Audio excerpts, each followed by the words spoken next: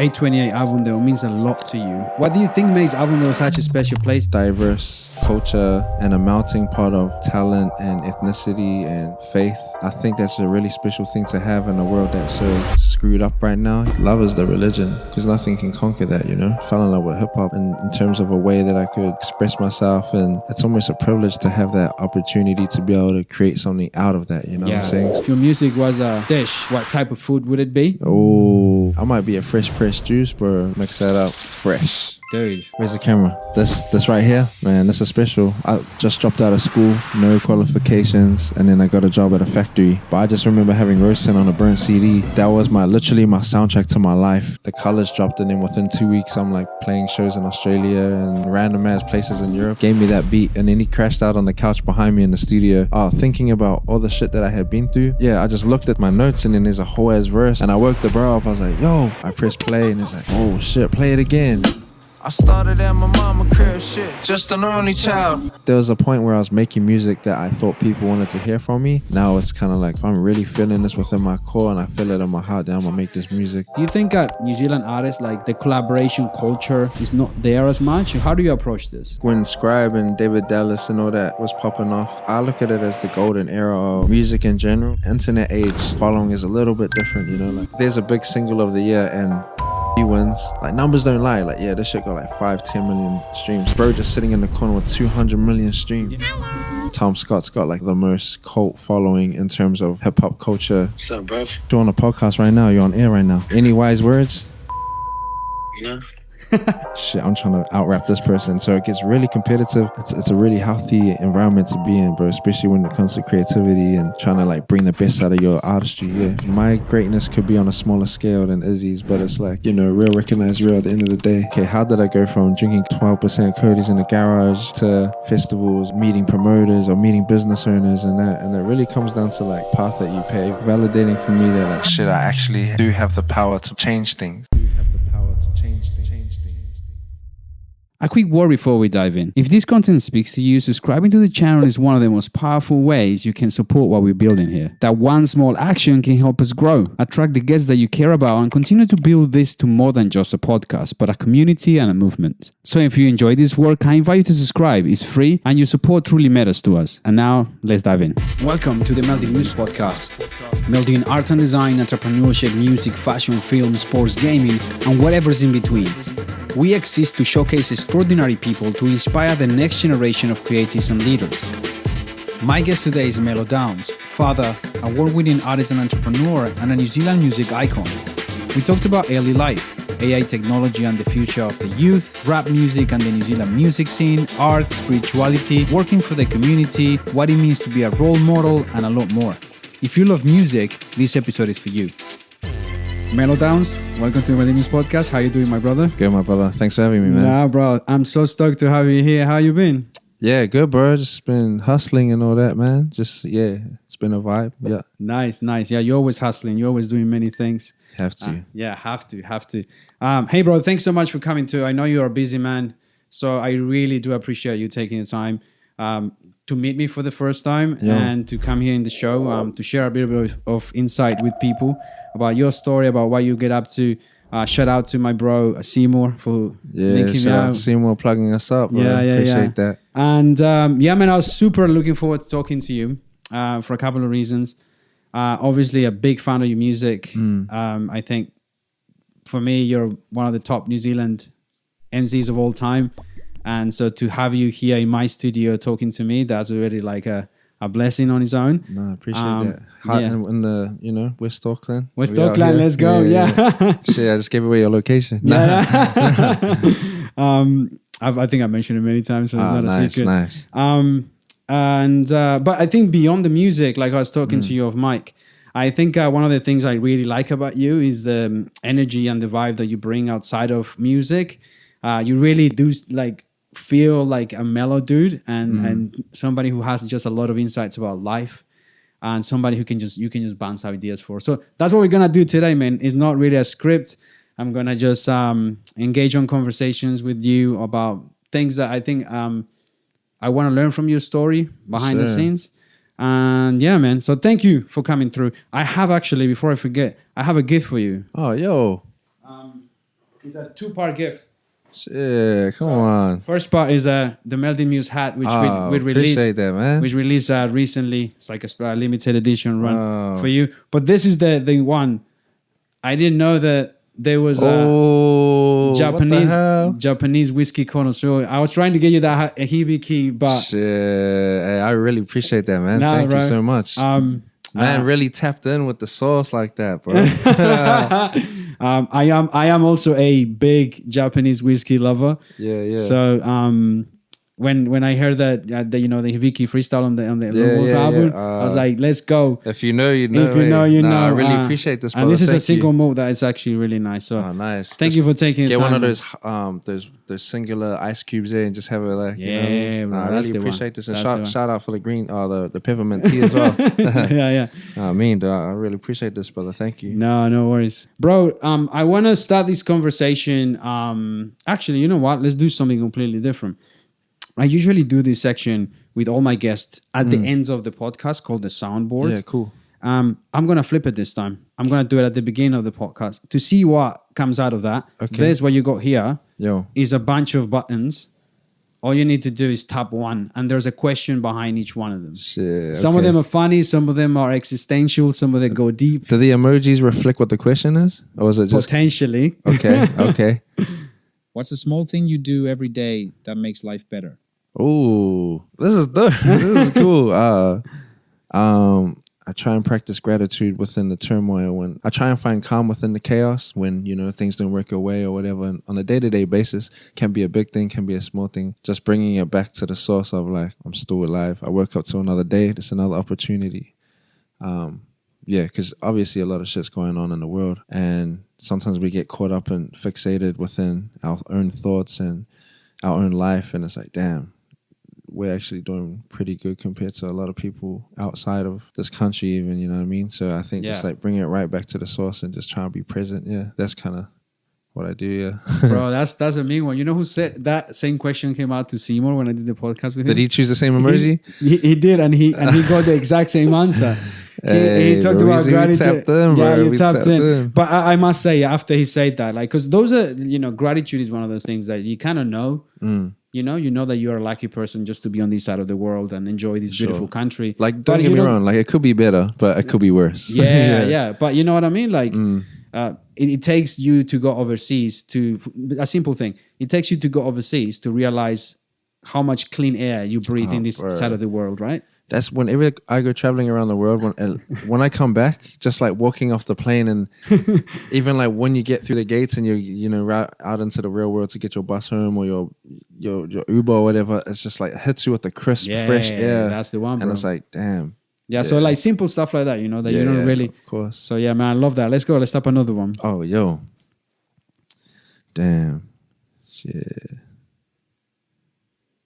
What's a piece of advice you would give to your younger self that would have saved you years of stress? Oh, bro, because I tried so hard to fit in when I was younger. Yeah. And I think that took a lot of my time and energy. 100. Negative energy. Also, I went to a lot of parties.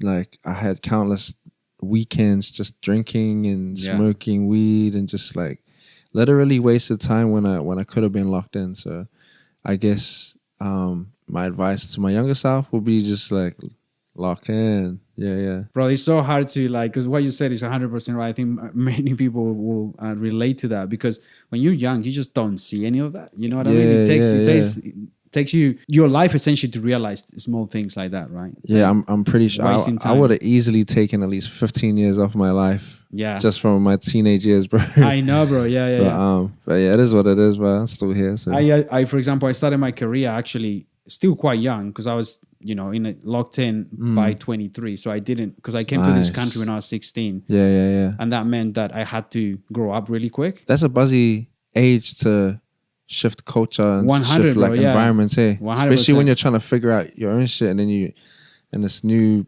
Were you speaking English back then? Nah, bro. Yeah, no. shit, So imagine. I was 16 years old, came all the way to this side of the world, straight to Onehunga High School. Just like that, Damn. boom. And it was a shock to the system. But that meant that I had to grow up really quick. Yeah. So for me, it was actually quite a blessing in terms of that I managed to, like you said, locked in really young. Nice. But even then, you still feel like, man, if I knew what I knew back, like, now, I would have done things differently in the past, because you realize how much there is there to do. Yeah. You know what I'm saying? That's admirable, bro. Yeah. Yo. Let's go tap another one. Last one. Okay, last one. Choose wisely. I don't know what this emoji is. If you could master any skill instantly, what would it be and why? Oh, if I could master any skill instantly, probably like my financial literacy. Right. Yeah. Oh, and okay. my due diligence. Yeah. If I could master that, I reckon I'll be like somewhere else right now. Shout out IRD. Yeah, shout out IRD. Just because I didn't grow up like rich or anything, and so I didn't really have that knowledge of business and stuff like that. And obviously, I made a lot of like poor decisions when I started getting money and stuff like that. Yeah. But I feel like we all learn. Yeah. Yeah, 100%. I think it's a big topic, actually. I don't know if you know about this podcast called Keep the Change. Yeah. I'm going to have the guy on as well. I've been talking to him. Nice. Because I think the work that he does is amazing because of particularly that, right? Like, you grew up, everybody around the world with zero financial knowledge of just That's basic stuff. And when you start getting money, you don't even know what to do with that. You start fucking buying shoes. That's why you do. Yeah. I don't even know like about business, like tax and GST. Exactly, and like basic provisional, stuff. just the real basics. Basic Like stuff, yeah. low key, I probably could have learned about it, but I just wasn't in the, I don't know, the spaces where it's like, Yeah. yeah. It also feels like a scary thing as well. Yeah, just from the beginning. And especially like when myself, like growing up in a like household that lives week to week, Yeah, that's true. there isn't much like time for just like being like, yo, you need to do this To and that. forecast or Like, my anything. mom too busy just trying to put like Food on the table. Yeah, exactly. And Yeah. I feel like that kind of like, growing up, I didn't see a lot of like knowledge or stuff around that, which isn't no one's fault. It's just like Yeah. them. Yeah. 100%. Yeah. Bro, that taps into one of the things I wanted to talk to you about, because 828 Avondale means a lot to you. Yo. It's quite admirable in terms of like how you carry that really close to your heart with your music. And I wanted to tap into that a little bit. Like, what do you think if you were looking at, let's say, somebody like me from Colombia, from the other side of the world, and they see some of your videos where you're really tapping into your neighborhood and they don't really understand what it's like and why is that so important to you? What do you think makes Avondale such a special place in your heart? To be if I'm being perfectly honest, it's just where I was raised, and I don't know anything outside of Avondale, if you know what I mean. Right.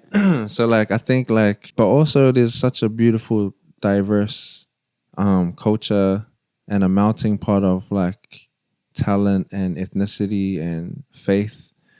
And I think that's a really special thing to have in a world that's so screwed up right now, There's so many beautiful things to learn from each other. Like you'll go to the shop and then there'll be like an Ethiopian lady selling her little food that she makes at home. Then there'll be like the Samoan shop, and then there'll be the Chinese shop, and then there'll be the like kind of like not upper class, but the cafe where the white people go. So I feel like it's a beautiful combination of culture and a representation of how we need to be living together, or like in unity, if you know what I'm saying. I learned that it was cool growing up like that, because I know that some people, like especially like rural, we're talking like rural, like South Island. Just imagine if you grew up on a farm with your parents and all you know is like other white farmers, like what kind of culture that will create. So then when you see someone that's like not your skin color or not your thing, you only know your own, So it's like it's like you're conditioned to just be like, that's an alien, And I feel like growing up in this environment, like the community I grew up in, is just so worldly, and I feel like that's something special about Avondale. And also like I grew up around youth gangs and when people were ripping colors and stuff like that too. So it was like very, very not hostile, but just like really, really proud of where you're from. And it's something that I never let go of. Like even now that I'm older and shit, like Yeah. But nah, that's just where I'm from, I love that because I also do believe that that's what makes this place very unique in terms of like just the whole country, holistically speaking, the diversity of cultures. That's one of the things I enjoy the most as well. And in fact, the other day I was actually doing something for a document and realized that in this podcast alone, I have 21 episodes. I had people from 14 different nationalities. Damn. Which is wild, right? If you think about it. Like It is wild. The amount of amazing people that you meet that are originally from different countries that came here and makes the country so great. Yeah. So 100% agree with that, man. One thing as well that really touched me on terms of your story and I relate to a lot is the fact that you grow up in a quite family orientated household.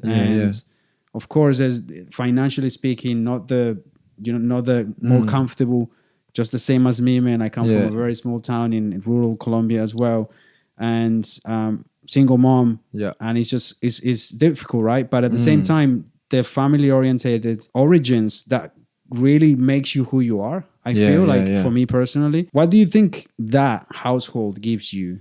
That's a good question, bro. I think the morals and values that I guess I was exposed to, like I grew up with my mother and my grandparents in Avondale, so it was quite a real humble, loving, nurturing, upbringing, which is kind of what any kid would love, obviously deserves. but I guess what I'm trying to say is those have been that's been instilled with me wherever I go. Like my mother is although we grew up Catholic and religious, my mother's very spiritual outside of that religion. You know what I'm saying? In terms of just being one with everything and just literally, I know it's cliche, but treating people the way you would want to be treated and giving the energy that you would want to receive. And that's pretty much it, I guess. And also, I come from a very tight-knitted, small family, close family. Obviously, I got a big island family and a big Māori family and stuff like that. But in terms of, our own family, it was very small. So when I go out in the communities, I just try and create family with people that I interact with, whether it's the youth that I mentor or people I work in the studio with. I feel creating those connections is very important. And also I don't want to leave a room after this podcast and then you'll go drink with your bros and be like, fuck, I met Melly as a fucking dick. You know what I mean? I think creating just good relationships and just being calm, but I'm not perfect at all. I know some people out there probably be like, this guy's all shit. But yeah, that's kind of, I guess, my main thing. Bro, you talk about spirituality, which I feel that's again, there's another avenue of things that you could tap into. But I saw somewhere that you said that you were a spiritual lyricist or something, and somebody framed you as a spiritual lyricist or something like that. Yeah, G. And what are your thoughts on that? First of all, what do you think spirituality means? Because I think that's a loaded word, right? It's a very, very broad it's word. a broad word, right? I feel it's just art. It's very subjective. You know? Yeah. You can be spiritual and you can be a Mormon. You can be spiritual and you can be an atheist. I think it really comes down to your core beliefs and intentions, maybe. Yeah. But I could be wrong. I'm still trying to figure it out too. I do. I believe in all religions. I believe in all prophets and stuff like that. I feel like everyone kind of existed in some place and time. But for me, the ultimate religion is love. Hey, I know it sounds all cliche and all cheesy and shit, but I think Bob Marley said it best. Yeah, love is the religion. Because nothing can conquer that, you know. It reminded me of what you said about religions and all of that. I recently went to Colombia recently, and I did an ayahuasca ceremony. Oh, you did? Yeah, and respect, brother. Yeah. And wait, did you went to Colombia or Amazon? Colombia has the Amazon as well. Ah, of course. Yeah.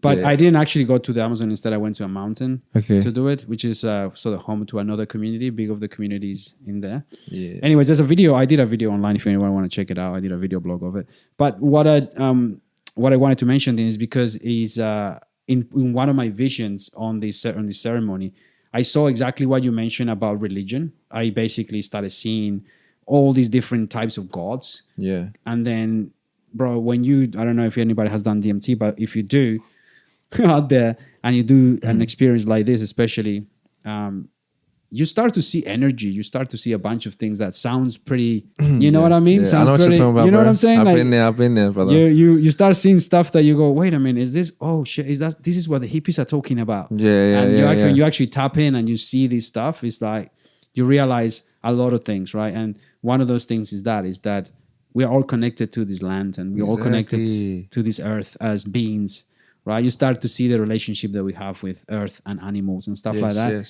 visually, and it's quite trippy when you see it. But it goes even back trying to explain it, it's just even trying to explain it is weird, right? But it goes back to that, right? Like it basically is all, especially in times like now, bro, where things are going AWOL, and we actually, I think, are beginning to disconnect with our humanity in terms of the way that we interact with machines and stuff like that. 100%, bro. Yeah. So it's a wild world right now. Yeah. What are your thoughts on technology and all of these things that are happening? Man, it's pretty overwhelming, to be honest. Like, do you tap into any of the latest technology that sort of immerse you into a different realm of reality, pretty much, like puts you outside? Yeah, like I watch. I use ChatGPT and stuff like that. And I find it very helpful, but also like being conditioned. Like I feel because obviously we're a bit older and we've like grown up. I think we're because how old are you? I'm 35. Oh yeah, cool. Yeah, like I feel like growing up was the last generation of playing outside and stuff like that. Like I think I was raised just as like the broadband was just coming in, so it's like the dial-up. Like when I was a kid, it was dial-up, and you had to get off the phone if you want to. Hey, get off the phone! I'm trying. So all that stuff, but we were still playing outside. And just imagine being a kid growing up, and ChatGPT's already there. Like how fast you would adapt to that, and like I see a positive thing in that in terms of like just being so switched on with like information because it's so accessible. But also, there's another, like it's dehumanizing a lot of things. Yeah, 100%. But I don't know too much about like all the AI stuff, so I don't really have an opinion. But yeah, that's kind of where I sit with it at the moment. And I think everything is in moderation. Like, there could be a healing balm that's really good for you, and if you use it too much, it might put a hole in your hand. Like, I feel like everything's in moderation. Like even drinking, you can have a couple of drinks, but if you drink every day, then you know what I'm saying? Yeah. So I feel like that with technology as well, Yeah. Bro, you mentioned something there, like when you overuse stuff. There's a study that came out recently that connected IQ decay with overuse of ChatGPT. Yeah. Because like you mentioned, like 100. people are just not even thinking for themselves now. They just go straight to ChatGPT and don't even if you have to do a creative task that you used to do before, like, it doesn't matter, I just do it with this. And then you start to experience a cognitive decline, right? Yeah. And it's wild, especially on, I think because I use technology, I work with technology every day. So I have to like sort of embrace it and see what is at. Yeah. But one of the craziest things I've seen is just the disconnection of human beings with other people. Yeah. Because of this technology. So it's not just the fact that you're losing your capacity to think, but it's actually you're losing your capacity to connect to other human beings. Yeah. And you can see that with the new generations a lot, right? A lot of kids, they don't even know how to socialize when you put them in a room together. Scary, bro. Right? Yeah. You come from those times where you go out and you go and talk to a girl, right? Like you approach her either at the park or whatever. Like, bro, that's hard for many kids today. Like they don't know how to do that kind of stuff. It's like, what is that? Fuck you know what I'm saying? I know what you're saying, bro. Yeah, it's sad, man. But like, yeah, bro, I didn't even know, man. It's a wild thing to start to dive in. Yeah. Bro, let me talk to you about this Catharsis as part of your music and art, because you not only do music, you do a bunch of stuff. You have businesses. Yeah. You write. You do a lot of different stuff. Like, do you find that at the beginning, I'm just guessing here that rap was kind of a way of letting a lot of things go, right? Yeah. And how has that evolved? I was just like, it started off as like, oh, this is cool, this is fun, I'm fixated on this shit. Then it became an obsession. Like I just fell in love with the art form and just like the expression. I guess being a natural creative, but I did start with like graffiti. That's my first element of hip hop. Right. But I guess I used to like doodle on my paper and draw like characters and stuff like that. But I just found this, I don't know, just fell in love with hip hop and shit. And in terms of a way that I could express myself. And I'm not gonna lie, like I was making songs back in high school for Clout. Like I don't know, like I liked going tagging, and then the next day we'll take a train to Britomart and just look at all our hits on the wall. Oh, right. And be like, yeah. And then going to a house party and then everyone's talking about it. Like, oh, gee, I saw that thing. I'm like, oh, I saw that rooftop, or like, I saw the motorway. And I think I like, because obviously I was so young, I was just trying to find acceptance. Yeah, so the whole thing about fitting in, right? Yeah, like I was just trying to fit in so much that validation was really affirming for me at the time. Right. And then so when I started rapping and getting, you know, like, oh, that guy can rap. Oh, this guy from, I'll go to parties and be like, oh, are you the guy from Avondale there on freestyles? And I was like, yeah. And then so we'll have freestyle battles and all that. So like, I really liked that. But then it turned into like really respecting the art form. And I guess like some shit that I went through, I was able to harness like my emotions with it, and then use it for something positive. And I think I just got obsessed and didn't look back. And it's like it's to be honest, I'm like, shit, this is the most, like, honestly, the music industry in New Zealand is very, very fickle. Like, it's very volatile. And now I'm like, shit, why did I choose the hardest industry? It's not the hardest industry, but it's just like such a, I don't know, it's like it's you have to be lucky to kind of like really crack it in this kind of like climate, you know what I mean? Yeah, 100%. Yeah. Bro, what do you think, because I think what you mentioned there is 100% right, but I think one thing that you're doing really well, and you correct me if I'm wrong, but like, I think your approach to look at yourself not just as a music artist, but as a brand, and then how you can branch that out definitely gives you the stability to have more longevity in your career, right? Yeah, for sure, bro. It's definitely important, I think, in this day and age as well. Like, having one song or having a good album and having some good music is great, but it's like, oh, cool, people kind of know me for this now. How can I capitalize in a way that it's gonna kind of like be longevity for me? Like, that's how I see it. And also, I love just like creating, doing new shit. Like, if I watch an interview and it inspires me to make an energy drink, I want to try and figure out how I can do that, or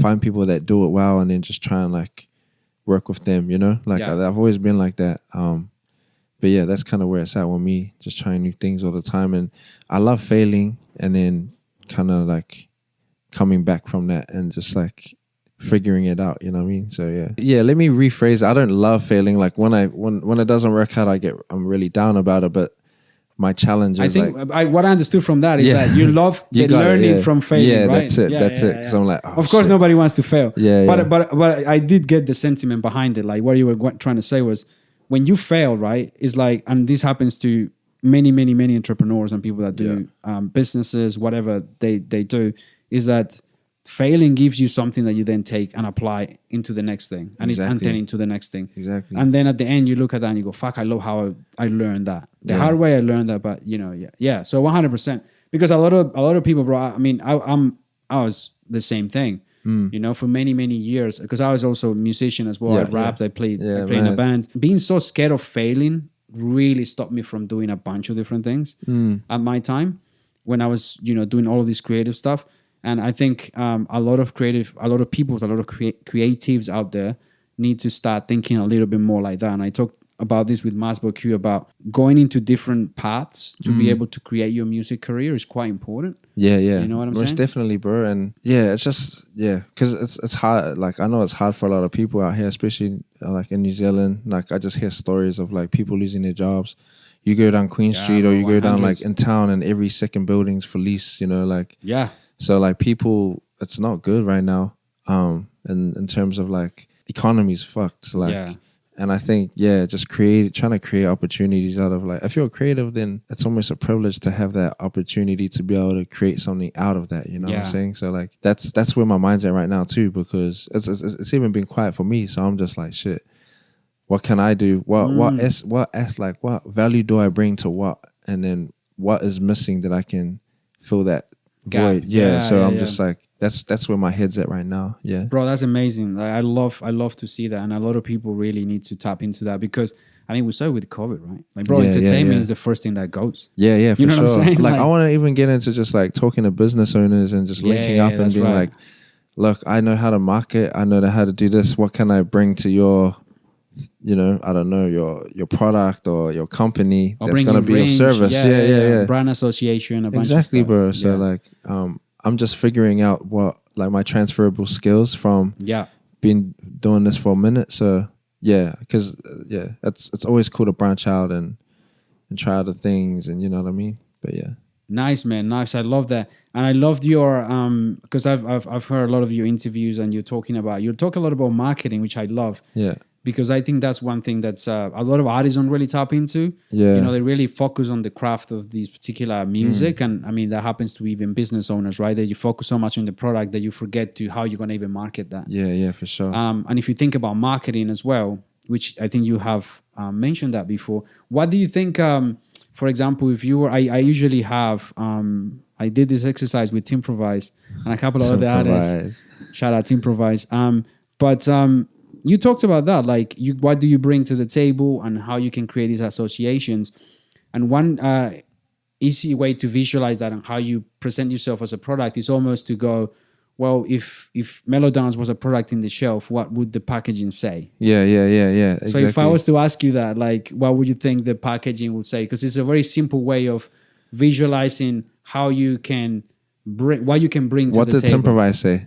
Timprovise said, rough, authentic humor, unapologetically South Auckland. That's what he says. Okay. Oh, so like you as a product? Yeah. So imagine like how I pointed out to him is like, imagine you're one of these toys, right? It comes in a box, right? These Yeah. toys. And when you see that, and it's a Melodownz, and then right next to it is, I don't know, another artist, Tom Scott. And then there's another artist from a different, like, Sons of Zion. Like, when a brand is looking at that product to, okay, who do I collaborate with? A simple way to visualize what you bring to the table is to simplify it as much as possible. Yeah. And it's to look, okay, what does the box say? So when you look at the shelf, you go, okay, this is what I want. Yeah. You know what I'm saying? I would probably say flyest bunga on the planet. Yo! I love that. Simple as. I love that, dude. Or I'll say, I don't know, just greatest NZ rapper of all time. I don't know. You gotta back yourself, you know. Yeah. But what would it be like? I love that. So it says greatest. Are you talking rapper. about like a description, like? Because I think if you say that, that's like a statement, right? Which is sometimes when you have a milk product, you go like the top selling product of it. This is great. Yeah. But like I want you to give me like 3 words. Okay. That I think describe you. And actually, you know what? Let's do this exercise even better. You tell me what you think, and I'll tell you what I think. Okay, cool. Yeah. Mellow, calm, chill. Mellow, calm, and chill. Let's go. To be fair, it depends on like if it was a hot sauce or if it was a beer. Yeah. No, I mean, I think it's just if you look at yourself as a brand, like without any product association with it, it's just you. You are the product. Yeah. I'd say probably like authentic, healing, tasteful. There you go. Yeah. Fuck, I love that. I'm gonna give you my description. Yes, sir.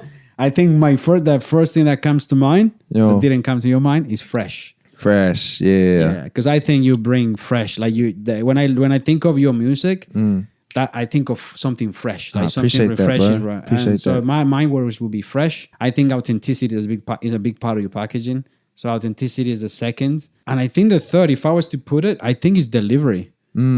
So that those 3 things to me sum up what you are. Like, you know what I'm saying? Oh man, Yeah. Appreciate that, bro. Because I think authenticity is a big part of your packet. Freshness, because I think you are one of the illest MCs as far as being versatile. Yeah. Like that last album you dropped, just pretty much stamped that, right? I appreciate that. You know what I'm bro. saying? Like Yeah. that album just showed how you don't even need to tap into your storytelling to make a dope ass record. You know what I'm saying? Yeah. So that's why I think like if I was, and the other exercise is if your music was a dish, what type of food would it be? Oh, that one is a good one, bro. That one is a good one if you like food. I've actually never thought about that. Man, I love burgers, eh? Burgers? I love burgers, All bro. right. Okay. Why do you think they're like the burgers is what? Like just straight to the point, fucking full flavor. Yeah. No bullshit. That's it, bro. Yeah. But also I want something healthy too. So I might be a fresh pressed juice, bro. Like to be honest. I might be a fresh pressed juice actually. I might pivot and just go to like, I reckon I'll be beetroot, ginger, cayenne pepper. Oh, yo, I'm liking this. Yeah, The cold press, I think it's a good one. Salary. Yeah. Celery, coconut water.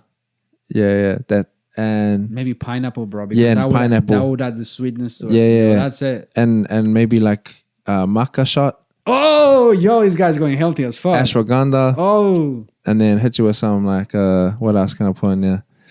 Black seed oil.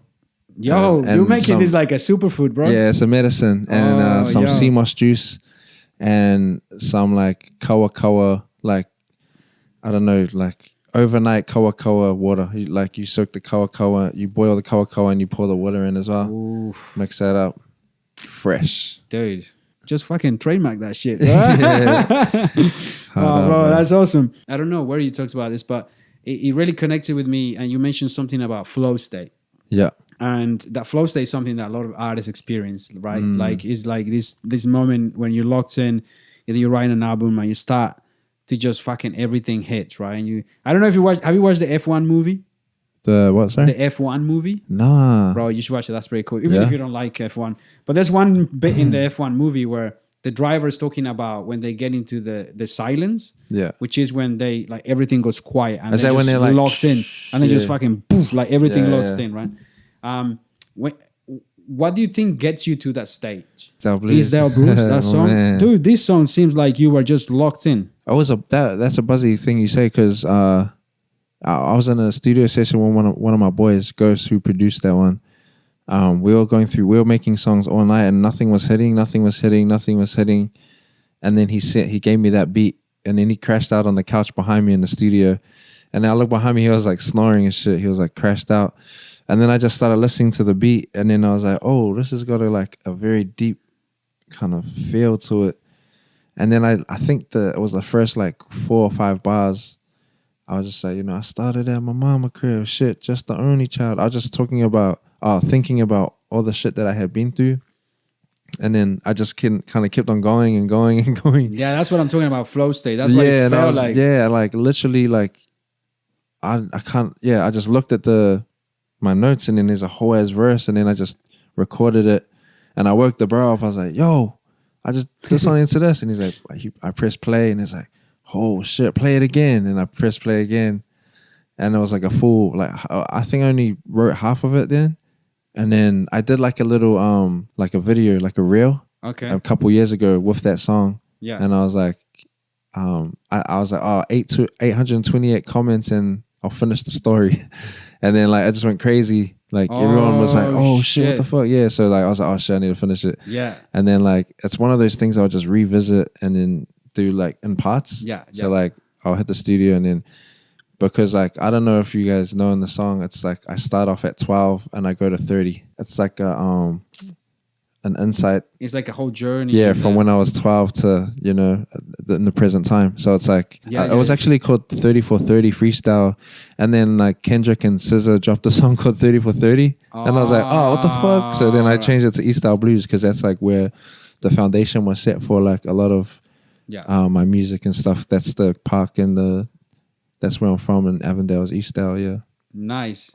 Yeah, bro. I mean, when I listened to that track, that was like, the beat is also fire. Yeah. But the first like 3 bars, I was like, oh shit, like this is different. You know what I mean? I wanted to tell, because I had come off the back of doing all the mellow and bass stuff, like all the electronic and kind of like beat heavy production. Yeah. I was like, I want to get back into the storytelling. So this is like a snippet of what's to come with my new stuff. Oh, right. Is that right? Yeah. So you're going back to the... going back to man, I've been around, so like some of the younger homies are like, oh, vintage Mello's back. I'm like, bro, come on, man. Vintage. Yeah. Shit. Oh man, I can't wait. Although I must say that the album, the Sonic, because I love this type of rap. Like, it's one of my favorite. But the other album, bro, that's so good. It's so like fresh. I appreciate that, brother. So good, Thank you, bro. That album is so good, and the producers, I think you got there as well. Like everything just.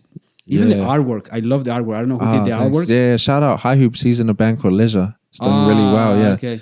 But yeah, shout out the bro, because I think the whole artistic side of it is fucking bomb. Like I love this design and everything. I appreciate you for like noticing the detail, because I know some people don't understand, like, bro, why is it just a blue cover? But that's actually a metaphor. Like that's mellow, like the flat line, and the bass is the the little zigzags. And I just wanted something where it's just like, I don't know, it could just look like an album cover from any kind of genre or whatever. So no, I love that. I love these type of things and the details. Yeah. No, same thing happened with me. If you look at my logo.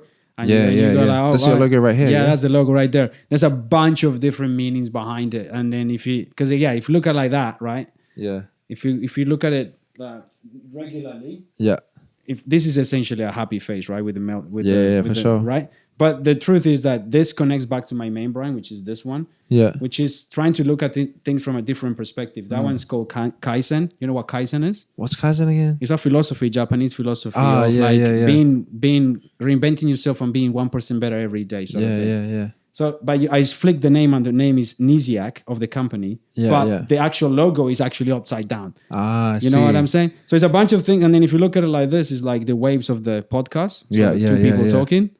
Right. And if you look at it like that, right, it's like two paths going through success, which is like the horizon and stuff like that. There's a bunch of little things that people see the vision, bro. People don't really give a fuck about. But I love this guy. I really like the artwork on this. And I was going to ask you about this as well, because one thing that I've noticed is the evolution of your entire visual output with your music. CMPR, I think, is fucking bomb. Shout out Connor. Yeah. See, that guy really brings elevates everything, right? Yeah, 100%. And I think you're working with him really has elevated your entire package as an artist. Yeah, for sure, bro. He knows my vision. He knows what I like. And so when me and him work together, he already kind of gets it. So I don't have to do much when I'm like, here's my treatment. This is what I want.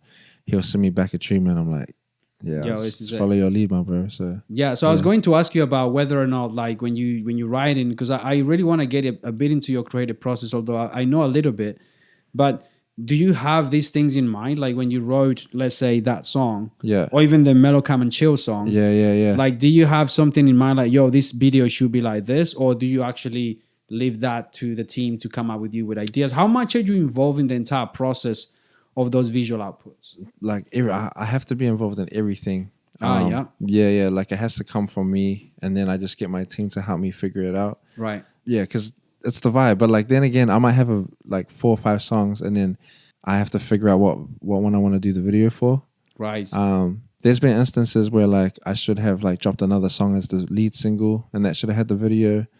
But I'm just always experimenting, bro. But like, I really love having like full control of my creativity, and then bringing my team in and being like, look, how can we get this to where it needs to be? And then obviously they add their ideas and stuff like that too. So it's definitely like, I'm not just me doing everything. Like, I do have a team that like has input as well that I take with a grain of salt. Yeah. But you don't simply leave it all, because some artists are like, just fuck it, like, you do this. Yeah, but now I've kind of like, I'm just like, we've got it. So like, whatever music I want to drop, I'll just tell the bros like, yo, this is what I'm dropping, just help me release it. Or like, you know, let's push this one. And they're like, yeah, cool. Instead of being like, oh, but I think it should be this one. It's like, nah, we're doing this one. Yeah. Do you think you've cracked delegation as an artist?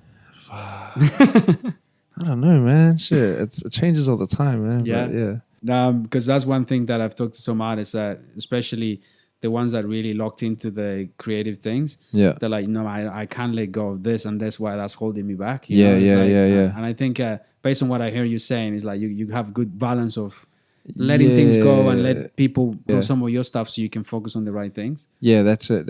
I think creatively though, it has to come from me. Right. And then directionally you have to sort of paint the vision. Dude, I want to talk to you about I one of my favorite videos from you actually is the colors video, because of what it means, right, to be representing at that stage. Yeah. And talk to me about how that came about. How were your feelings going into that? Like, bro, it was crazy, bro. That was one of my first trips to Europe, and I linked up. Shout out Noah Slee, actually. He connected me with colors and helped set that up. But yeah, I just chose a song and I sent it to them. They're like, yeah, that's cool.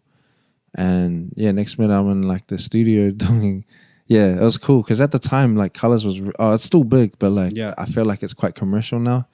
Like, they get a lot of like signed artists and they work with a lot of labels. Yeah. But back then it was just like full like independent artists and just emerging creators from all over. So like, I was real fortunate to be able to have that jump on that platform, and then opened a lot of doors internationally for me. Yeah, I bet. Like when I got back to New Zealand, it was chill, and then the colors dropped, and then within 2 weeks, I'm like playing shows in Australia and Far out, that's getting cool. like other like bookings, like offers, like in random ass places in Europe and shit. So that's awesome. yeah, that was cool. It was a real cool time. That was the first time I had like experienced, I guess, like people fucking with my music outside of the country. Like, oh, what the hell? Like these people, like random people in like Spain would message and be like, oh, yo, we love your colors. And I was getting like people like messaging me in Russian, like the language, like I had to I was like, holy shit, like this is crazy to me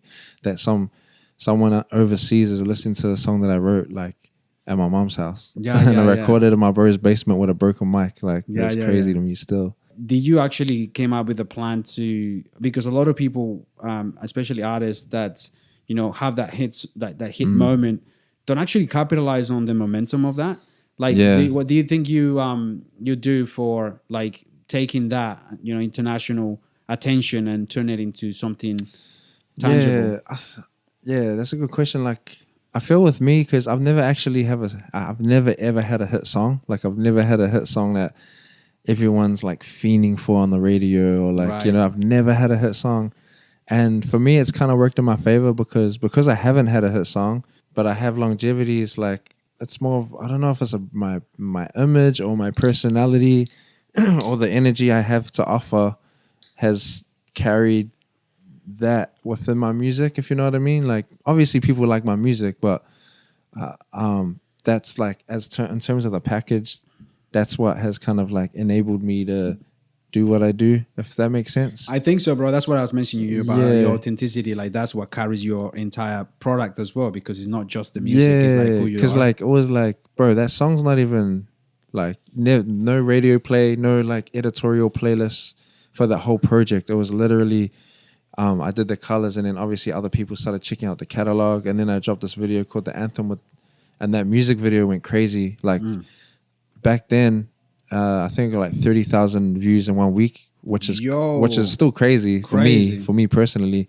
And then just started getting recognized around Auckland and shit like that. And I was like, oh shit, like this is working. Like finally, like there's like been a breakthrough, not a crazy breakthrough like on some famous ass shit, but like on some like people actually respecting my art and things of that nature. And I just started rolling with that, and I was like, okay, cool, I need to make another one of those songs. I need to make that. And it could have been my mistake, but like I just make whatever the fuck I want. Like with my next project, the one after that, I was dropping I had the song that I thought was gonna go crazy, and I was like, oh, in my head I was like, had all these expectations about it, and then it dropped and it fucking didn't do anything at all. And I was like, what the fuck? Like I did this whole video, this whole idea, and it just didn't hit with many people. But then I dropped a song called Infinite with my boy Coops from London. That Shout out song's Coops. one of my favorite, bro. Yeah, I was just like, I was like, oh yeah, cool. That was just part of the project, and then I dropped a music video for it, and then that started hissing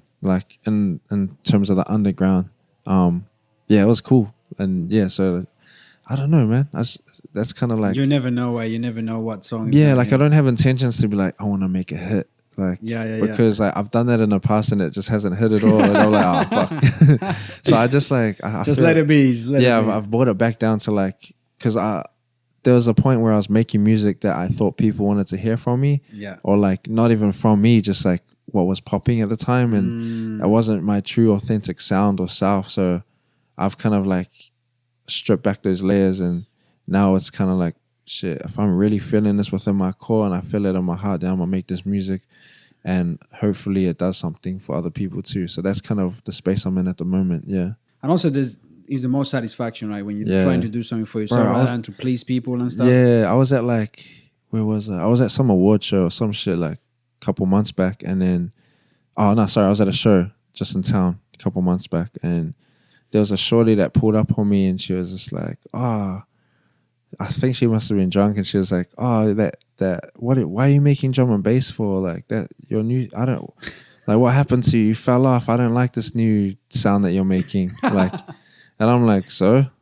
And she was like, "Why don't you rap more? Or like, why don't you do this more?" I'm like, because I don't want to. Like, Yeah. and I was like, fuck. She was like so like fixated on telling me like she doesn't like my new project, you know. And I was like, I was quite funny because I was like, damn, I don't realize like people can like just have this opinion and be like think something of you just because that's how they feel. And I was just like, fuck, it was pretty interesting, to be honest.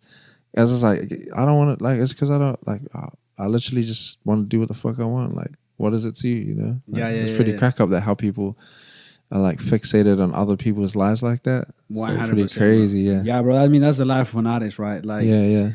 Especially because people, how do you expect, like, especially if people started doing music very young. It's like, they expect them to do the same music that they did where they were like 18 years old when they're like 40 years old. Yeah, 100. It's like, it's crazy. 100. It's like, you know, because I come from the metal background, rock background, and that happens with metal bands all the time, right? Because as they release more albums and more albums, then they sound start to change slightly because they want to try different things out. And then people go like that, like, oh, fuck these guys, they just changed their thing or whatever. You know what I'm saying? Yeah, so yeah, that's 100. the life of an artist, bro. Dude, I want to talk to you about the New Zealand music scene for a little bit, because it's always been a mystery to me why the country has so many amazing talent and talented artists. Yeah. Yet they're you know, either people not really support them, you know, and also seems like the industry is also a bit dead in terms of. Because I give you my perspective when I got here. I come from a culture that celebrates their music a lot. We are a very musical country, right? Sure. And so that we always embrace our local artists. And when I got here and I discovered rap music, because I love rap. So I was like, discovered through Scribe, all of this kind of stuff. And back at that time, it was a little bit like the music scene was actually popping a little bit more. Yeah. So I remember the David Dallas days. They were making a bunch of banger tracks and collaborating with other rappers as well. But then what I saw is it started to sort of die down a little bit, and artists started to not get enough sort of attention, and collaborations also started to start. I feel like it went quiet for a little bit. What are your thoughts on this? Like, I wanted to hear your thoughts on first the New Zealand music scene as a whole, because I don't know, baffles my mind how New Zealand artists don't get as much airplay time in radio as other international ones. And then the second thing is about collaborations. Do you think that New Zealand artists, like the collaboration culture is not there as much? How do you approach this? Yeah, I think like when Scribe and David Dallas and all that was popping off, that was like, I look at it as the golden era of music in general. Like you had like David Dallas, Scribe, Decepticons, Mariko, Smash Proof, that's shout out all those guys for paving the way. P Money, and the hip hop scene. And then you had like Lady Six, Fat Freddy's Drop, Kōrero, Salmonella Dub. Like that was a time where the government also was supporting the arts a lot too. So there was a lot more opportunities for grants and tours. I know there's still Outward Sound and, you know, like these funding bodies that like can fund albums and stuff. But I feel there was way much more to like go around. And it was a time where like the economy was kind of more booming. And so like people could fund whole tours and sell it out and make actual profit from it instead of just breaking even or this and that, you know what I'm saying? So I feel like that was like the golden era of like when things were happening. And nowadays it's like, man, after COVID, bro, it's just like you really got to push and promote your music or shows just to get people to come out. Like, whereas before, unless you're like, you know, a legendary artist with a cult following, but this internet age following is a little bit different, you know, like bro, they can access you through streaming or just through like, oh, I see that guy post every day, like, why do I want to go to a show? But they still like your music, you know what I mean? So I don't know, it's an interesting one, man. And it's weird. I think also back then there wasn't like, you couldn't just go on Instagram and see like 20 different rappers from this country. It was like, these are the people that... It was more of a novelty. Like radio really pushed artists and really put other people on because a lot more people were listening to radio. So it's like, that's all you had access to, if you know what I'm saying. Like, wow, okay. Spotify, you can just like, bro, you can literally Google NZ artists and, well, it's oversaturated. Like, and that's why like only certain people these days are breaking through. And that's why a lot of like, even shout out the artists that are on my manager's roster, like, Low Bubblegum, Sempra, Nine Lives. Those guys are killing it. Yeah, bro. they're killing it overseas. You know what I'm saying? But some people might not even know who they are out here, and it's, Yeah. and I think that's also the beauty of the internet as well, is creating these like opportunities for young artists as well to just drop a song, goes crazy on TikTok. Next minute they're signing like big figure deals overseas, which is great. Like yes, so I don't know, it's subjective, but yeah. Bro, it's crazy because you mentioned a couple of artists there, like Nine Lives and all of Yeah. that is actually bonkers how many followers they have overseas and stuff. And the numbers, if you look at it on Spotify, is crazy. Yet, if you look at it from outside, looking in, they're like, oh, they definitely doing like sold out shows in their home country and that. And it's like, nah. It baffles me though, like they don't get the recognition. I feel like they don't get the flowers they deserve out here. No, like, they don't, yeah. Even for the awards, it's like, bro, no shade, bro, but like when like there's a big single of the year and it's like LAB wins, it's like, yeah, cool. This shit got like numbers don't lie. Like, yeah, this shit got like 5-10 million streams.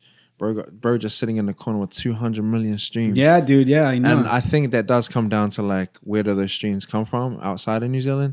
But fuck, in terms of like global impact, bro, they putting it on for the culture out here. Like, oh yo, like even when I went to New Zealand, like, oh yo, y'all from New Zealand? Oh yo, I know Nine Lives, or like, you know what I'm saying? Like the people other people outside of us have heard of type shit. So shout out the boys and other artists out there doing it international for themselves. Yeah. Yeah, dude, 100. And one thing that I don't know if this happens to you, but because I travel overseas a lot, I go home or whatever, I usually try to play people like New Zealand music. Yeah. Bro, the reaction, people don't even believe. Like, is this from New Zealand? Like, whoa, what the fuck, dude? Like, because I truly believe that the art here is just nuts. And you see so many amazing like bands and even metal bands, for example, that I'm like, how is this not known fucking worldwide? Yeah. So it's quite an interesting industry in my opinion, particularly because of what we just talked about, like the amount of the airplay that they get and even the awards. They sort of always go through the same sort of people. Yeah. But shout out everyone doing their thing. But I feel like there's a little bit whitewashed when it comes to just like the same shit. You know what I mean? Yeah. But then again, it's like that allows us to think like, shit, if there's something missing, then what is that? And look in the mirror, do better. Let's just do better. You know what I mean? Like, I know we need to do something crazy, and that's what I love is like, it's like there's a preset template of how to be successful within the music. Like, let's make a barbecue reggae song, or let's do like an island reggae song, or one of those type of songs. But it's cool being able to create your own hype with no backing from any kind of commercial body or whatever, and that working. And shout out the boys at Morning Shift. Like, that's a perfect example of that. You know what I mean? Like, they left radio for whatever reasons, and they came together and they thought like, look, how can we create something that's wholesome, that's meaningful, that's for the people, but it's still bringing us like constantly. And they've just like had the perfect formula, the perfect connections, and they made that happen with their own. They created their own hype without having like a platform already, you know.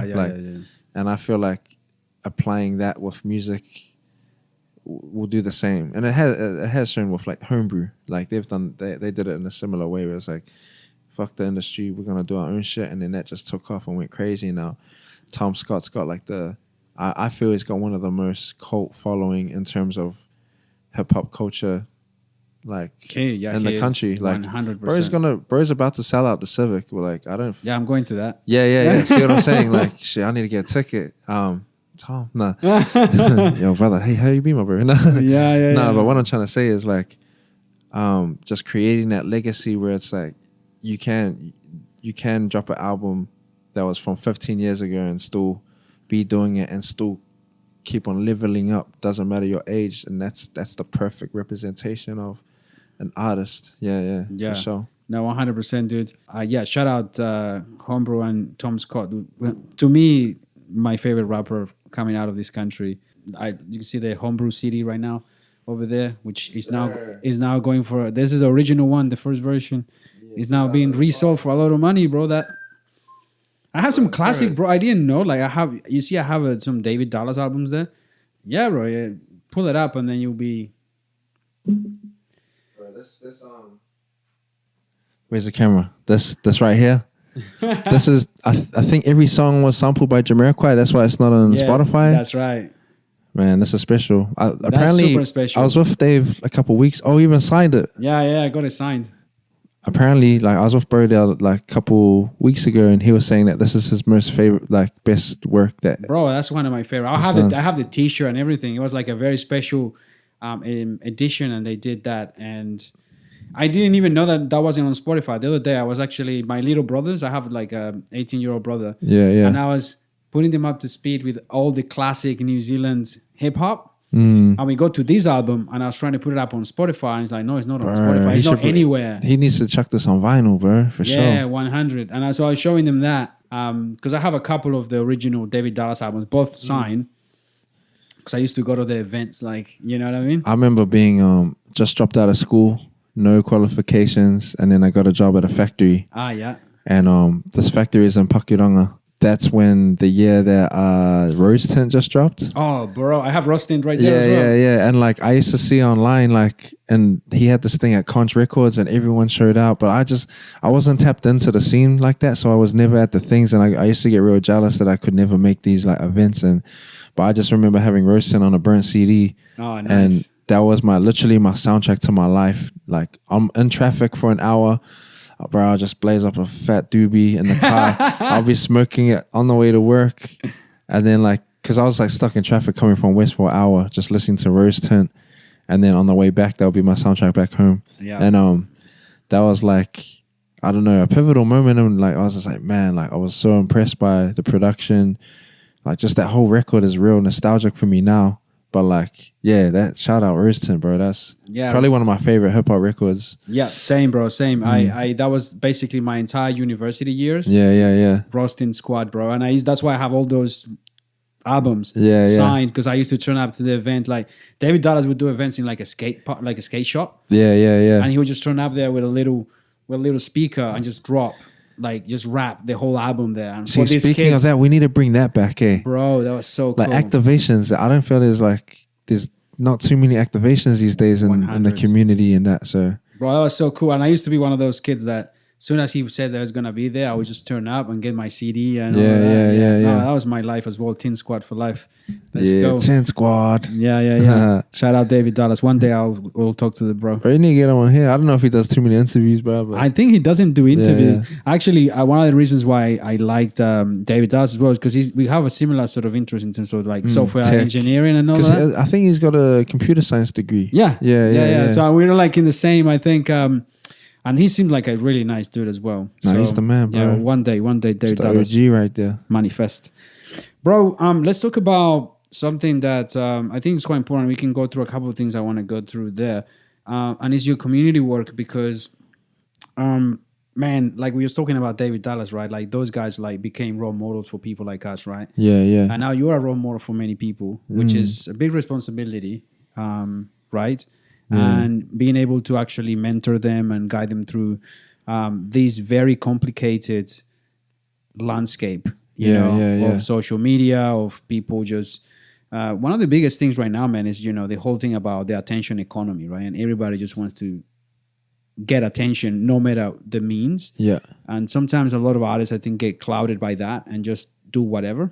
100. So... You know what I'm saying? So it's quite a big responsibility. I don't know if you see it like that, but it's a big responsibility now that you carry in your shoulders as many young people look up to you. So I wanted to ask you two things. The one is, what have you learned from your work in the community?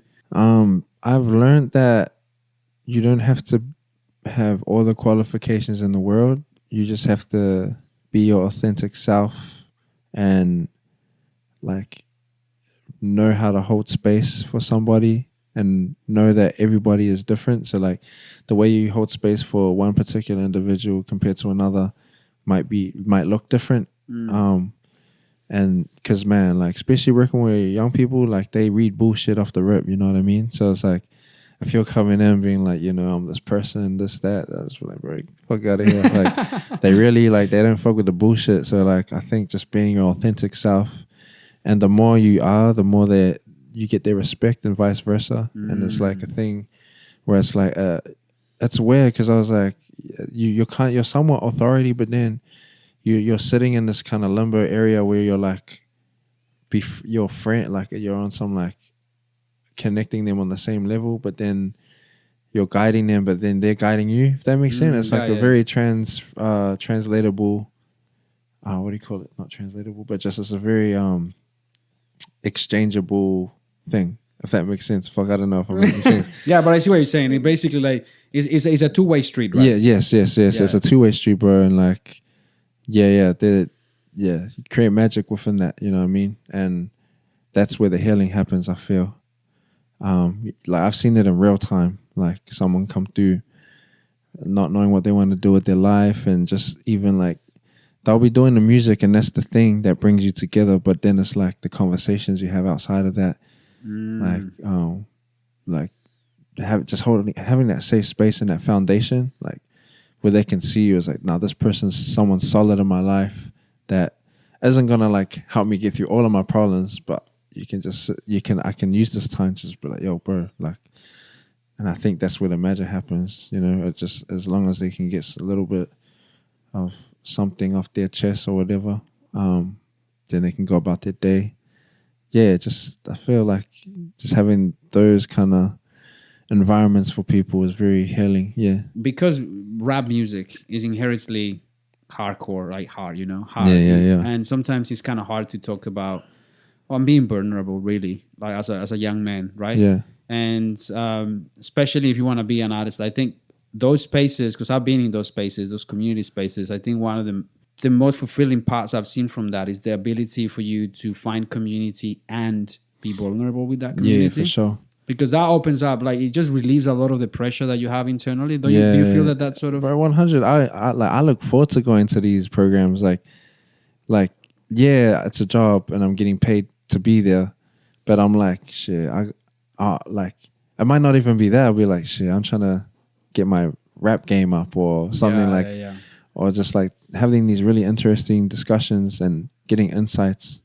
Yeah, it's very, very healing. And I bet you also learn, because one of the things when you teach is that you learn a lot, right? Yeah. And I bet you probably also like enrich yourself with a lot of this. I'm forever getting skilled, bro. Yeah. Sometimes I go home, I'm like, shit, bro, I just got smoked. Yeah, because some of these kids that nowadays, man, they're fucking killers, right? Gee, like it's the producers. They're different breeds, bro. Yeah. Because they have access to all these, right? Exactly. Like, I remember when I was rapping when I was that age, like even like being 17 and just getting into rap and shit like that. It's like me compared to like what the information they have access to, it just levels them up big time, bro. 100%. Like my little homie Renzo, G, like he's like, I think that guy's he just turned 19. He be writing every day, bro. Like, and it's crazy to see.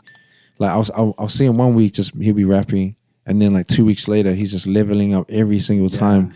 And it's kind of like scary, bro. It's like, fuck, G, this guy's a monster. Like in terms of the bars, you know, like I've been doing it for so long. I'm not like, I think like when you get older, like it's just like you don't lose the hunger, but you be like I ain't rapping like how he rapping, you know. I'm like changing nappies and shit. Like, bro, I'll be in some other shit these days. But it's like, but it inspires me, and that's why it keeps you young as well. Then for sure, bro. It's like a privilege almost to still be around that raw energy, because it rubs off on me big time in terms of like when I'm back in the studio, kind of gives me that, you know, that grit or that inspiration. Yeah. But let's see what this guy has to say. Yo. What's up, bruv? How you doing? I'm just on the podcast. You're actually on a podcast right now. You're on air right now. Wow. Any wise words? Be true to yourself, you know? Yeah, sweet. Gee, I'll call you after this podcast. Catch you later, bro. Bless. Who was that? Let's call a friend. Oh, it's just this annoying ass white boy that always calls me, bro. It's calm. But yeah. Nah. Fucking, where were we? I think one thing that stood out to what you said is a privilege to be surrounded by these killers and these talented people. Sorry, for sure. Like, just being surrounded by that energy, and then when you go in the studio, it's like the producer will like be making the beat or like have it there, and then everyone's writing and they're trying to be the first one to fucking rap. They're like, no, go on, and then they'll go, And then like, because 2 people are gone, 3 people are gone, you're like, shit, I'm trying to out-rap this person. So it gets really competitive. That's cool. And it goes from, yeah, that's dope, bro, to like everyone goes quiet, and because they trying to fucking body you on your own shit. So like that energy is great to be around, and you can really feel it, you know? And there's no malice towards anybody. Even if there is, we work it out. But like, it's a really healthy environment to be in, bro, especially when it comes to creativity and trying to like bring the best out of your artistry. Yeah, for sure. Nice. I love that, dude. And we talked about the mentorship side of, you know, music and all of this kind of stuff. What about your own role models, bro? Yeah. Because you grew up with a bunch of different people, and I think one thing that's always blows my mind, bro, is that I also I'm from Colombia in a neighborhoods where, you know, your role models sometimes are not the best people, right? You know what I'm saying? Like and changing that mentality of the people that really surround yourself with, the people that really enrich your life, that makes a huge difference. I don't know if you agree with that, but surround yourself with, like, if you surround yourself with winners, people that are hungry for life, that are going out there to get it, that elevates you. Just like you said before about these hungry rappers, like, yeah, if you surround yourself with people that are out there to get it, that's what fuels you, right? And oftentimes I feel like a lot of people sort of hold on to those friends that, you know, perhaps are not in the same journey as you, and it kind of holds you back a little bit. Yeah, and it's like I've learned, just like not even recently, but I've learned like that's completely fine to let them go. Yeah, you know? And exactly. It's a hard thing, especially if it's your day ones that, you know, you went to school with or you grew up with, and it's like, bro, there's no love lost whatsoever. It's just like, this person's on that journey, you need to be on this journey. Yeah, that's and it's like when you guys link up, it's nothing changes. It's like, it's every time I link up my also like that I went to school with, it's still getting roasted or still like jokes from back in the days. But it's like, yeah, this person got a family now. Oh, this person's in jail. This person's here. But there's no love lost. And I think that it's okay to be like, okay, where I'm at in my life, I need to be focusing on this. And you can do that. And there's no hate. That's right, bro. That's what I was talking about. Yeah, exactly. Yeah. So who are you, like, if you think of role models or people that, because here's one thing, bro, like, and it comes even from just doing this podcast, right? Like I've started to get surrounded and even contacted, getting myself around people that are like fucking on top of their game, right? Respect, brother. Respect, my G. So that means that you have to elevate yourself. And who are those people? Like, because you get yourself out there with Israel Adesanya. Yeah, you know shout out Izzy, shout out the... I don't like these type of people that are just like, man, just inspiration for a lot of things. I think it's just a mutual respect, really. Yeah. Like, obviously there's a whole, like, different spaces, different tiers. Yeah. But it's still greatness regardless, you know? Yeah. Like, my greatness could be on a smaller scale than Izzy's, but it's like, you know, real recognize real at the end of the day. True. True that. Yeah, as long as you're doing, like, I feel like as long as you're determined to thrive, bro, like, just bumping heads with different people, like, rubbing shoulders or, like, shit, like, yeah, it's buzzy. It's real buzzy being in those. Because, like, especially when you think about where you come from. Yeah. And how you went from here to, like, shit, I'm in Dubai, fucking, like, what the hell? This guy owns an NRL team. Like, I'm like, like, shit like that. It's just like, it's unreal, isn't it? Yeah, but then when you break it down and be like, okay, how did I go from drinking Cody's, silver 12% Cody's in the garage, getting arrested every weekend, to doing festivals or meeting promoters or meeting business owners, and it really comes down to like what you the path that you paved and like the small habits that you created for yourself to be able to get to that, you know? And I think that's really important. There's a book that my manager bought me actually when my structure is all fucked up. It still kind of is, but it's what's it called? Atomic Habits. Yes. That book. Yeah. That book. The whole structure of that stuff, man. Like, yeah. Bro, if you love that book, before when we finish, I give you another one to follow up on. It's called The Power of Habit. Oh, and I haven't read that one. Yeah, so basically, the Atomic Habits is great because it teaches you about how to make these changes, right? How to implement it by small steps in a practical way. But the Power of Habit is brutal because it basically teaches you about the psychology of building habits, like what, even for marketing purposes. Yeah, I need to tap on with that, bro. Tap onto that because there's one example there, for example, that they explain how they managed to get people brushing their teeth. Yeah. You You know what I mean? As simple as that. Like, Yeah. how do you get people to fucking brush it? Yeah. And it's all these small things that you put into people's lives through marketing to get them to do something. Yeah, of You know what I'm course. saying? And there's examples of people trying to sell a product and they didn't sell it correctly. They didn't get sales. But as soon as they added something that created a habit, like you do, when you do this, then you do this, then this is what you get. It's at like the an end. equation. Yeah, bro, and it's wild. I would recommend it to anybody who's interested in marketing, in obviously changing your life to like Atomic Habits teaches you to leave all habits and replace it with great ones. Yeah. It's like Fuck with if that, you bro. understand the fundamentals of habit creation, which these books really breaks down, that book then becomes ultra powerful. Wow. So I give it to you after this. I 'cause have appreciate it. that, bro. Yeah, All no, the wow. gems, man. Yeah, man, 100%. One thing I wanted to talk to you about before we go into Stay or Stray, which is it's about motivation. Okay. Because this is one thing that I always admire about musicians. Because, like I said to you, I used to be a musician as well. I play in a band, I rap. You still are. Once you're a Well, I musician, do. you're always a musician. Yeah. I mean, I still play music, Yeah. all of that, but I didn't pursue it as a career. Like I went different path. But I always carry that in my mind in terms of the hunger of, bro, I used to play here in New Zealand, like shows every weekend, Yeah. practice twice a day, go then travel like 3 hours to Rotorua to play a show. And then it's fucking no money in it, right? You do it for the passion, you do it for the love. So I carry that into my work. But I always respected people that, continue on that grind, and keep going and keep going and keep going until they crack it. And I'm like, dude, so much respect for them. Because like we're talking about this creative industry, bro, it's fickle, man. Like it's hard. It'll be like this, like this. It's a roller coaster, but I'm here for it. You know what I mean? But yeah. So how do you deal with motivation, right? I heard you say somewhere that really connected with me. Like when you were singing to an empty crowd, just you uncle in the corner, but you're visualizing thousands of people screaming your songs, right? Yeah, that's a powerful stuff, bro. Yeah, it is, bro. That just was like validating for me that like shit, I actually do have the power to change things. Yeah, and like. Yeah, shit. I remember that. Like, take it back to that. I was like, fuck. I'm in the motherfucking pub in front of like punters that are just here for the pokey machines.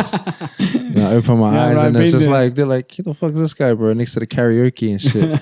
The next minute, I'm like, a few years later, I'm like, fucking at a sold out festival, like playing in front of thousands of people. And then I remember opening my eyes, I'm like, holy shit. Like, I like have been dreaming of this, but I wasn't like, a way where I was like, I did it. I was like, oh fuck, it's not what it seems. But no, like it's not like I regret it. It's just like in a different angle. You know what I'm saying? So it's like, fuck, what's the question again? Shit. Well, can you highlight, like, for example, what were those pivotal sort of things that make you like keep going? Essentially, like this is what got me going. You know what I'm saying? I really do love proving people wrong. Oh, okay. I get off on it. Like, when I was working at the factory, there was a like my old supervisor would just, I would come like work late, like, and he would just like question me like, oh man, why are you late? And I'd be like, oh, sorry, I had a gig last night. And like in my head telling him like, oh, I got a gig. I'm like, it's a sold out gig, but really I'm going to these like dirty like pubs in South Auckland and then just have a 10-minute space to like do a couple songs and shit like that, and then I'll get on with my boys. So it's irresponsible, but at the same time, I was just like trying to tell him like, yo, this is what I've got going on. Yeah. And he could see right through it. He was just like, oh man, to be honest, bro. He's like, because I was like an interior design, we used to fit out like office spaces. Yep. But there's like opportunity to do like interior design and stuff like that. So he was like, man, why don't you get an apprenticeship or why don't you do this? Like, he was like, bro, none of that shit will, like, he's like, yeah, it's cool. You want to do your little rap thing. I hate it. Like in front of people, he'll always be like, how's your little rap thing? Like it's a belittling me and shit. And I always felt real belittled and shit like that. And he would always talk about like, oh, I used to play rugby with this person. Now he's in the Warriors. Or I used to do this. And it was always, I used to. Oh, right. And then in my head, I'm like, bro, look at you now, bro. You're like mid-40s driving a forklift. And no disrespect for like, that's a grind. But what I'm saying is just like, he was like projecting all of the stuff he wished he had done. Yeah, all the frustrations. Yeah. And I'm just like, bro, I'm just like a young kid, bro. Like, just trying to clock off and go party. But like, that really stuck with me. And I was just like, fuck, And then, bro, a couple of years later, probably like a few years later, when it started popping off a bit more and it was my full-time thing, I'm at Pack and Save and I see these two kids like recognize me and they're like, oh, blah, blah, like, and they were calling their dad, and their dad came in. It was my old supervisor. Oh, no way. Yeah, and he was just like, oh, really proud of you, man. Like, and then I didn't have to say anything, you know? It's just kind of like those moments where you just let the work speak for itself. Speak for itself, yeah. So I guess like that's what, I don't know. It's I would say manifestation is a powerful thing, but then again, breaking down his obsessions and habits, you know, just like and like, actions, right? Like manifestation without actions is. And here's like a perfect example, right? Like, because I used to play basketball, like for reps and stuff like that, and like I think because of my build and just my natural athleticism back when I was like a teenager, it was easy for me to play basketball. Like I wouldn't have to warm up. I was dunking. Like I could just wake up and just like run and dunk, like, or jump high. I just had a natural thing to just like, I must have been, I don't know, genetics or whatever. And there were actual like kids my age that were like, they didn't have the, what do you call it, the athleticism. And that. They didn't have the physical gift. Yeah. Like, bro, I was smoking weed after training and shit, you know, like I wasn't taking it serious. I should have locked in, but like that's where I was at that point. But for them, they stayed after training. They were shooting, this, that, and now those guys are the ones that are overseas playing basketball, or like they're tall blacks, or they're like, and so that really kind of proved to me like you got to be obsessed and you got to be determined, and that taught me a lesson. It's like with the music shit, I'm not the best rapper, bro. Like all my boys from the hood will shit on my bars, you know what I mean? But I was the one that wanted to do it, and I stuck. Consistency. So like I think that's just what I'm trying to get at. Yeah. Nice. Now, very important question: who's a better basketball player, you or Seymour? Seymour, yeah, he still plays. He actively still plays for sure. Back when I was like actual playing and shit, I don't know, it would have been questionable, but nah, for sure, Seymour. Nice, cool, man. Hey, I got this. I started doing this new section, which is quite cool, but really interesting. It's called Stay or Stray. And it's essentially, I'm going to drop a line to you and two options. It's a binary options. Non-binary. No, jokes. Okay. So you drop a new track and it blows up worldwide. Yeah. But the sound isn't really you. And people start expecting more of that style. Do you ride the wave and give fans more of what they want, even if it feels off-brand? Or you pull back and stick to your authentic sound, even if it means losing the momentum? Which one do you choose? Oh, I've got a longer answer to that. That's fine. So what's stay or stray? What one's the stray? So it's one stay is ride the wave and give fans what they want, essentially, even if it feels like it's not you. And the second one is to pull it back and go, actually, I need to do what feels authentic to myself. I would do what the fans want. Okay. I would make that music, and then because obviously they'll, I don't know, put you in the different rooms and stuff like that. And then once I'm get to that point of success, then you can do what you want. Yeah, then you can do what you want. Yeah, so you know the amount of times I've talked to creatives and these questions sort of comes up in many different ways. Bro, they all say the same thing. I asked this to a filmmaker. I was like, and the best analogy I can find for that, and everybody's like, yo, that's it. James Franco said this. You know how James Franco, he has like a bunch of blockbuster Hollywood movies, but he also makes the weirdest fucking movies as well, right? So that's what he says. He's like, I go and do the Hollywood movie, so I get the money to make the movie that I actually feel like is the one worth just like making. Kendrick, that pull up, drink, drink. J. Cole had like, bitch, I got that fly. Oh, he had like some like real commercial songs that are like, this is not him, but like now look at them, they can make what the fuck they want. That's where I'm at with it. Shit. And I'm not saying you have to sell your soul to do it, you know. It's just like second one, if you offer a long opportunity overseas with huge collaboration, but means being away from Avondale and your whānau, do you, 1, take a leap and chase the global spotlight, or 2, stay rooted to your home soil, even if it slows your career down? Bro, I'm off, bro. I'm off. Because then I bring back the bring back the sauce, bro. Bring back the sauce, 100%. Yeah. Because with that becomes more real, like experience and more game that you can give to other people. You bring Avondale to the world. That's exactly. Yeah, for sure. Good. That's cool. Last one.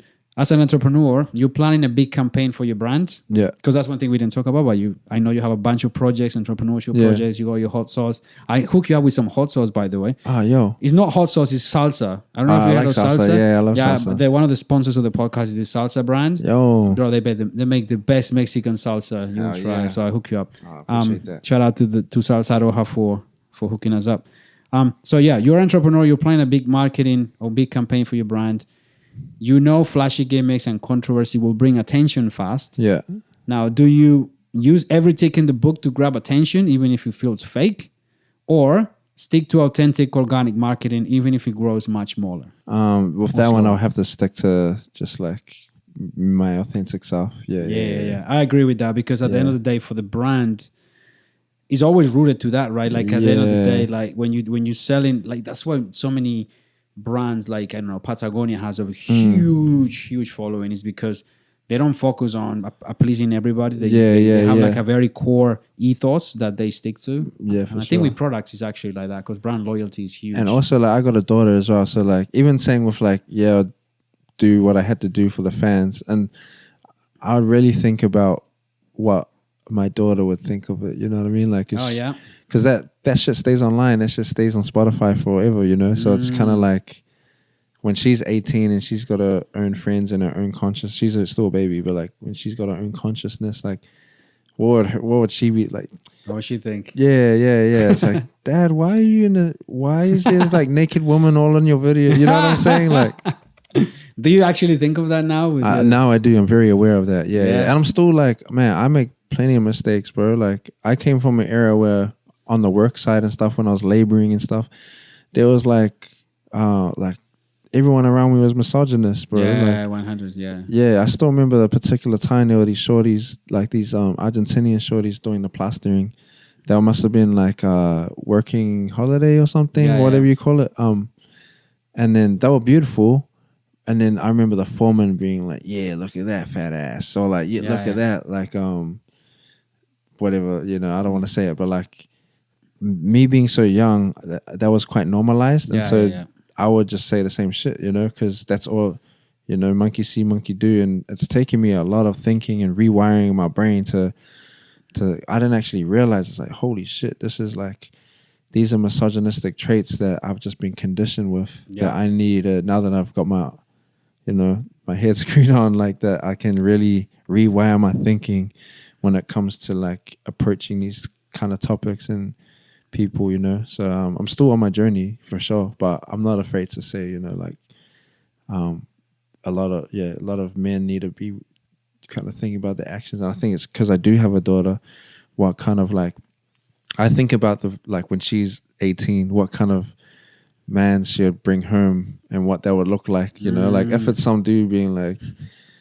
yeah, give me some of that, you know what I'm saying, I'll be like, fucking, he'll be dead, you know what I mean. So I'm like, I'm trying to, that's how I see it now. And I think with that has given me the power to rewire the way that I think in terms of like the shit that I picked up when I was younger. That's not good for the mind or body or soul, and also for our beautiful wahine that, you know, I feel like the most powerful thing in the globe is woman. Yeah. Nice, bro. I love that. I love how you said that. I connect with you in a bunch of ways there for a couple of reasons. One, yeah, we need to have an ayahuasca. Yeah. We need to go on a journey, my brother. Nah. But the reason why, bro, is because of this. First, I know you grew up with a lot of women in your life. Very powerful, son of a queen, right? Yeah, for sure. Same for me, man. And I'm about to have a daughter. It's due next month. What's the due date? 12th of October. Oh, yeah, my daughter's on the 4th. Yeah. Oh, yeah. So it's my first child, and I was actually very, very happy that it was a girl. But bro, if you think New Zealand's bad about misogynistic things, bro, imagine South America, okay? Yeah. Like, like the stuff that happens over there is next level. And it really does. When you come into countries like New Zealand even, and the way that people get, like the women get treated here, even that's like a big change. You realize like, oh man, over there, they get it really bad. You know what I'm saying? Yeah. And now, like you said, I think we should definitely question the way that we approach even just smaller conversations. Because I think sometimes it's really hard for men to, when their mates are making these really fucked up comments to go like, hey dude, like that's not cool. Yeah, and these are very healthy conversations to be having too, especially in, you know, in the communities where a lot of the boys grew up around like talking badly on women. Yeah, and yeah. shit And it's like that. you said, it's like you programmed to it, right? Yeah, 'Cause that's yeah, what yeah, you grew yeah. up with, bro. If you look at if you're ever curious, tap like top Colombian music, Colombian Yeah, of whatever. course, yeah. And dude, every commercial, every CD album is some girl with just showing her tits. Like that's Exactly. what people consume. That's what sells. That's just, and it's everywhere. We grew up with that since we Yeah, were yeah, children. yeah. Bro, you know what my school book, this is a fucking funny story for you, my bro. I came here from Colombia, finished high school over there. Yeah. And I come here and I go to Onehanga High. Shout out Onehanga High. And Oh, you must have known the Sweater Boys. no, I didn't actually yeah. met them, but yeah, I went to Onehanga High, and here's the funniest thing. My dad gives me the like the school notebooks, right? Yeah. And I see these wacky ass looking notebooks. I'm like, what the fuck is this? This look like it's from in Colombia. The notebooks are like hot models on the covers. Like you turn up What, to the teachers, or is it just like what you get from the shop? what you get from the shop. Like no cap. I'll So show like you. bikini shorties Bikini shirts, bro. If you look at for everybody that doesn't believe me, look up like Yeah. 2000. This is 2006. You know, Yo. whatever. Colombian. No, I don't know if they do them anymore. But So back then, when you took it to school, did you get in trouble? nah, bro. That's what I'm saying. Is the norm. Like, okay. like people like I had like 3 notebooks or 4. One of them will be like a football related. Yeah. The like Barcelona or whatever. Then the other one will be like a hot ass model. God damn. You know what I mean? And the other Yeah, one will be yeah. like an anime thing. Yeah. But it's normal. Like, and I couldn't believe, I couldn't wrap my head around it after. I'm like, bro, that's actually quite fucked up that we bring these notebooks to the school. But anyways, that just tells you like the mentality of how you grew up with, right? That's it, man. And yeah, like I was saying, bro, it's very healthy to have these conversations. And like, I think a lot of our people, including myself, have been in denial in the past, you know, like even being checked on things, you know, like, Yeah, that's true. yeah, even like back in the day, like some of my lyrics still are kind of like questionable. And like when someone, especially like my ex-partners that have been like, would bring shit up, and I'll always be in denial, like, whatever. And then now I look back and I was like, yeah, it's a little bit of things. But we're only human, bro, and we learn, you know? Yeah. We and it's either you do better or you don't. And Yeah. so like, yeah, what way? What is it? What's that thing? Evolve or dissolve? Yeah, that's true. That's true. Yeah. When I wanted to talk to you about what your thoughts on AI music, but we talked a little bit about AI before. But goes all the way back to just like what is even art, right? Like, and I think it's quite a deep conversation to have when a machine, I don't know if you've seen, but there's like now full on AI artists out there. Bro, Videos done with AI, voice done with AI, absolutely everything's done with AI.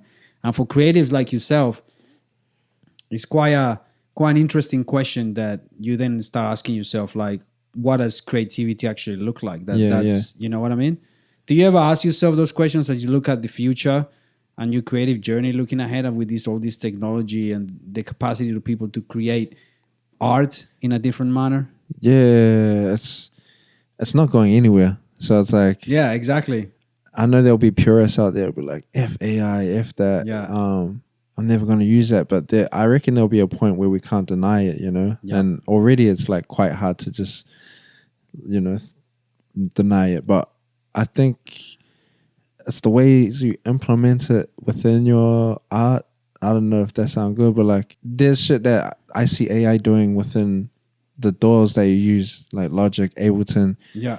Like breaking the stems down within like 1 minute, not even that, 40 seconds, boom. Like putting an MP3 and it's breaking the drums, the vocals, everything separately. Like that is simplifying workflows essentially. Things that that's- took a long time to do. yeah. It's like getting from A to Z within seconds before you would have to spend hours trying to do that shit. Like I feel like practicality, efficiency and stuff like that is really helpful. But with the mimicking human side of things, it's buzzy, bro. Like and like I've tried it. Like when I was in LA, there was an engineer that had all that shit, and I sang this chorus, and he put like Burna Boy's voice over it, and it sounded exactly like Burna Boy, bro. And I was like, nah, this is fucking crazy, Bro, let me ask you this: if somebody goes out there and makes a random ass track with your voice on it, and it blows up. Like it becomes a huge song. Would you adopt it? Nah, I would sue. And then I'm gonna get the bag, bro. Fuck. I would sue, and then I'll send my boys out. I'll send my shiesty brothers out there too. Nah. Bro, this happened in South America actually. Like this rapper from there, somebody went out and made a song with his voice, and that shit went crazy. Everybody thought it was actually his song, and he went absolutely nuts. And the bro actually ended up just singing a song in his shows. Wow. Because people just fucking loved it so much. He's like, okay, fuck it. But yeah, it's gonna a lot of I think a lot of stuff is gonna happen in that space to protect the artist, I think. But I think what you said is that it's true. Is this is not going anywhere? And I think it's like the way I see it is almost as like the purest. You remember back in the day when using like electronical instruments was like bad? Like if you use a guitar in a track that wasn't the actual guitar, people be like, yeah. It's kind of like that. I feel like it's gonna get to a point where people are just gonna use all these things at their disposal as if it's nothing. For sure. So it's gonna be a weird time. But hey, Melo, thank you so much for taking the time, bro. I had fun, brother. It's been a pleasure. Appreciate that, man. Yeah, it was fun. You're welcome here anytime. I had a blast with you. I can't wait for the new music. Anything do you want to tell people about in terms of what's coming down the pipeline? Nah, just I got a new album coming out next year. Yeah, next year. Yeah, some new videos. Me and my boy Coops, he's the bro on Infinite. Yeah. Yeah, we're working on a tape. So there's a lot of things in the works, and I got other kind of like, I've been doing art, so I had my art exhibition that went really well. So cool. I'm gonna be tapping into more art exhibitions next year. And nice. Yeah. Just what type of output is it? Is it like just painting? Actual paintings? I do more caricature kind of vibes, but cool. But yeah, just be on that type shit. Yeah.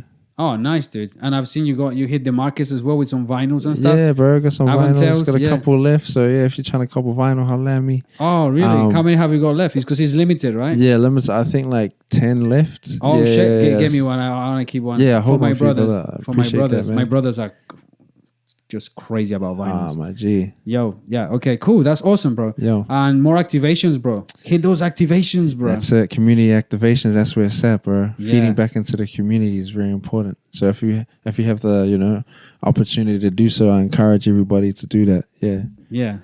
Mad love. Hey man, thanks so much again for all of you who listen to us and rate this conversation. Melo, bro, all the best. Remember to drink water and exercise. And peace. G.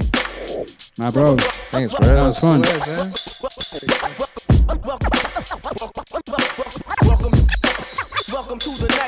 If this content speaks to you, subscribing to the channel is one of the most powerful ways you can support what we're building here. That one small action can help us grow and continue to build this to more than just a podcast, but a community and a movement. Aloha nui. Muchas gracias. Chao, chao. Thank you for watching this episode of the podcast. If you enjoyed the show, I'll leave you another episode here. And if you'd like to support us, visit themeleldingmuse.com. Thank you very much, and I'll see you on the next one.